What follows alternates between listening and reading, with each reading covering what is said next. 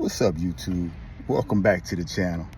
Today I'm bringing you money talk in the Monte Carlo. My 1986 Monte Carlo kind of was a birthday gift to myself for the big 5-0 last year. I'm gonna pan out, flip the camera on y'all real quick. Well, I guess I can't flip it, but I'll flip it manually. Check it out. Got an 86 Monte Carlo SS, original 305 block. I actually picked it up from a man, Rolling Museums on Instagram. Top-notch guy. Had it delivered down to me. I won't go into the numbers, but it's all original. The only thing they changed on it was the radio. Kind of the first gift / toy I've bought since buying assets for the last 20 years. Oh, watch out for that tag. Anyway, I want to do something a little different. You know, been out of pocket from the channel for the last, I don't know. Shoot, it's probably been a month, man. It's been a crazy month. You know, for those who may not remember, I got my CDL about 1.5 years ago. One of my partners put me up on game.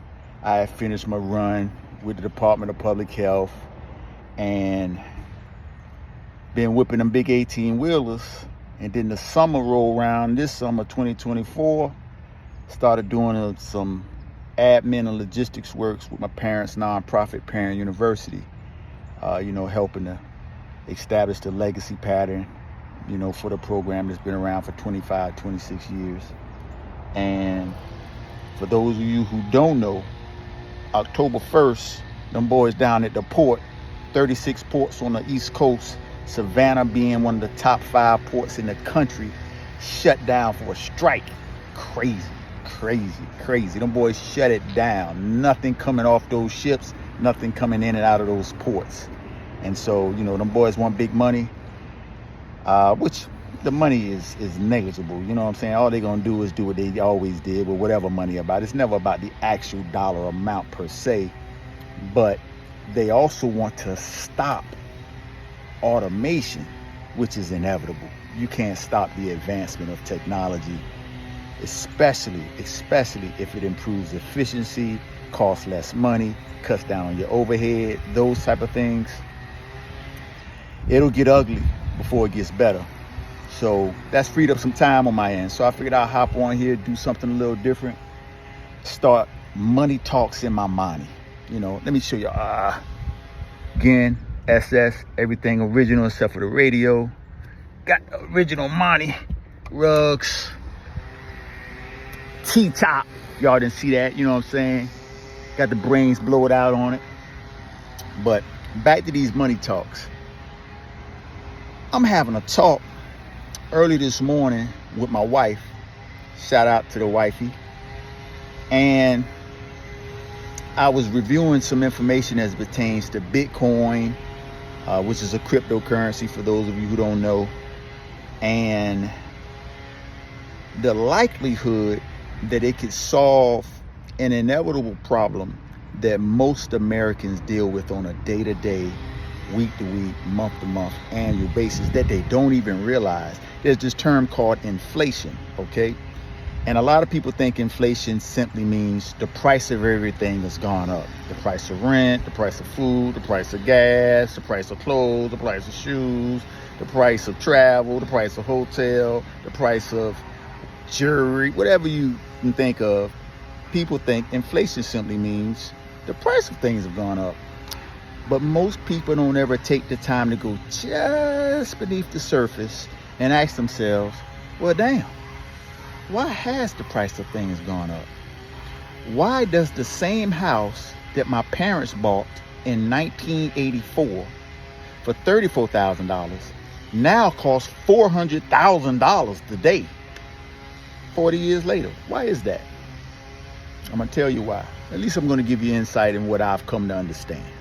Do your own research. Do your own due diligence. There's this principle in the Baha'i faith called independent investigation of the truth for yourself. And it's self-explanatory. Don't ever take anybody's word or guidance on face value.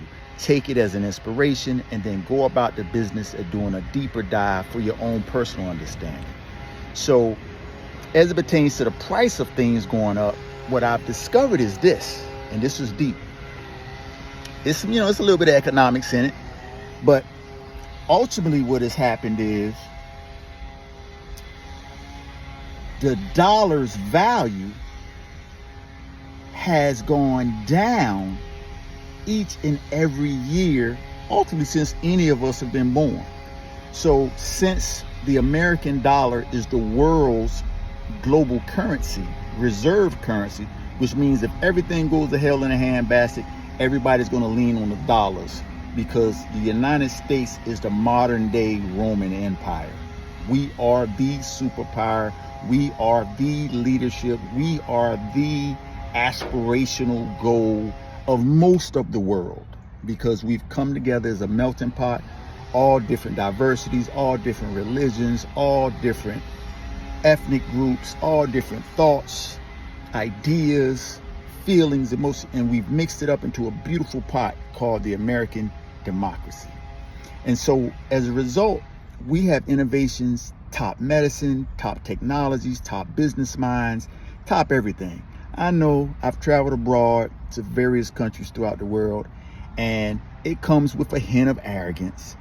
But as they say in America, it ain't bragging if you done it. But we should all keep a degree of humility, because it's just through grace that we've been fortunate enough to live in a modern era in the most powerful, forward, progressive country in the world. So with that, back to inflation and the price of things going up, the price of things haven't gone up. The value of your dollar has gone down. And as I'm trying to explain my understanding of Bitcoin and the technology behind it to my wife this morning, I had an epiphany that I shared with her. And this is what happened. As the value of your dollar goes down year after year, it takes more of those dollars to buy the things that you have come accustomed to year after year. And the value of the dollar goes down faster than most Americans' ability to make more money. Let me say that to you again. The value of the dollar goes down faster than most Americans' ability to make more money. So ultimately, if you're not in a position where you're perpetually making more and more money each year, the value of your dollar and the cost of your lifestyle goes up. And at some point, it becomes difficult to sustain. Now, on that same $50,000 salary that used to be able to take care of a family of 4 in the 80s and the 90s, even into the early 2000s, or the coveted 6 figures, is now the new $50,000. $50,000, give or take $3,500 to $4,000 after taxes every month, could get you a decent 3-bedroom, 2-bath house, maybe $1,000, no more than $1,500 a month. And then you got $1,000 for incidentals, and that leaves you with roughly $1,500 to have as discretionary. But with the current rent or mortgage on a 3-bedroom being around $2,000, anywhere from $1,800 to $2,400, at least in the Southeast, you literally just sucked up half of a $50,000 salary, yet you still been making the same money. You haven't done anything different, except that our government, which have turned us into a debtor nation, we owe more than we got coming in. They simply what they call print more money. And as they devalue the dollar, it is imperative that we find a way, as the typical Americans, I'm not a multi-millionaire, I don't have money to burn, we do all right. But if you don't find a way to convert that diminishing dollar into assets, then you'll be forever playing catch up. So how does Bitcoin come into play? Well, Bitcoin is denominated in dollars or in currency, whether you're in China, or whether you're in Europe with the euro dollar, I forgot what they call it, but all the different currencies is what Bitcoin is valued against. But Bitcoin is a technology, a digital store of value that is finite. Finite means they can't make any more. There's not a CEO who's going to issue a stock issuance. There's not a board of directors going to take the company in the wrong direction. There's not an outbreak or a lawsuit or a class action suit that would go against Bitcoin that would prevent it from serving the purpose that it serves. It is simply a store of value. Case in point, think about the home that your parents paid $35,000 for that now costs $300,000 to $400,000.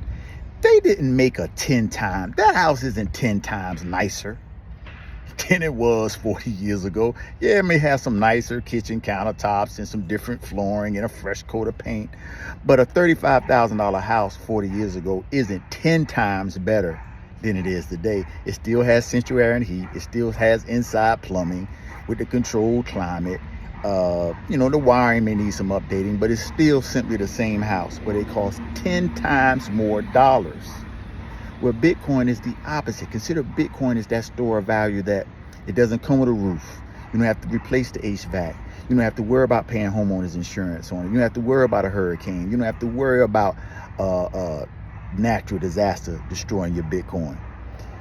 Bitcoin simply is a store of value that's denominated in whatever currency that you find yourself in, whether it's America, Japan, South America, Europe, that it's simply as they decrease the value of your dollar, because Bitcoin is finite, it will perpetually go up.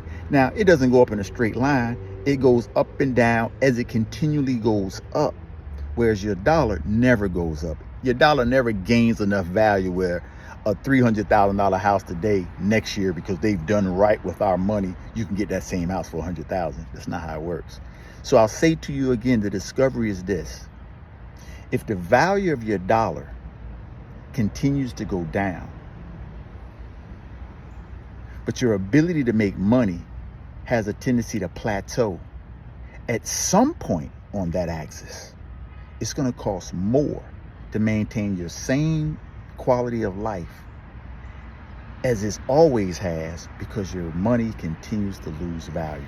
So if you don't have the ability to understand real estate, you don't have the ability to understand the stock market, you don't have the ability to understand what investing in assets truly mean via Bitcoin, the equity market, real estate, or you just don't have the fortitude to start a business and become an entrepreneur, then I encourage you, I implore you, read the Bitcoin Standard and do a deep dive so that you know for yourself what real opportunity is for the energy you're exchanging when you leave your family in the morning, head into your day job, give them 40, 50 hours to commute. And hey, it's a career, it's a lifestyle, it's the American way. But find a way to take some of that stored energy that they pay you out in dollars, that they continue to diminish the value of, and put it in something that as the dollar goes down,